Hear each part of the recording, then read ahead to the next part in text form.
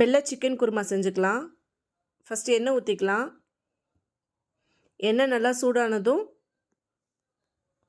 பட்டை, கிராம்பு, லவங்கம்லாம் சேர்த்துக்கலாம். வெங்காயம், பச்சை மிளகாய் சேர்த்துக்கலாம். வெங்காயம் வதங்க கொஞ்சம் உப்பு சேர்த்துக்கலாம்.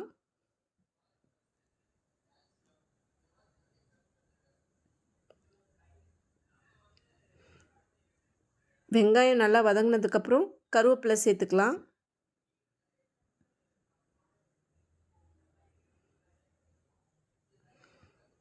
இஞ்சி பூண்டு சேர்த்துக்கலாம்.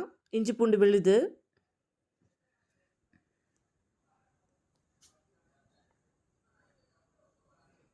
பச்சை வாசனை போனோன்னே கொஞ்சம் தக்காளி சேர்த்துக்கலாம்.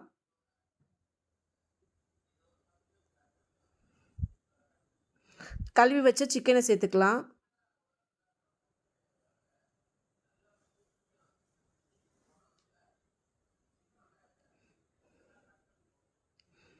சிக்கனை 2 நிமிஷம் வதக்கிக்கலாம்.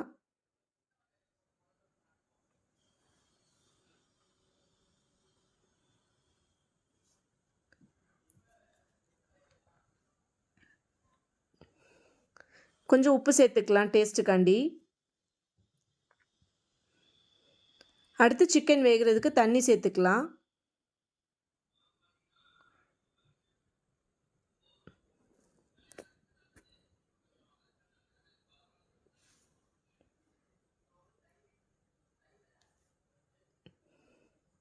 இப்போ சிக்கன் நல்லா வெந்துருச்சு. தேங்காய் விழுது சேர்த்துக்கலாம். அடுத்து கொத்தமல்லி போட்டு அடுப்பு ஆஃப் பண்ணி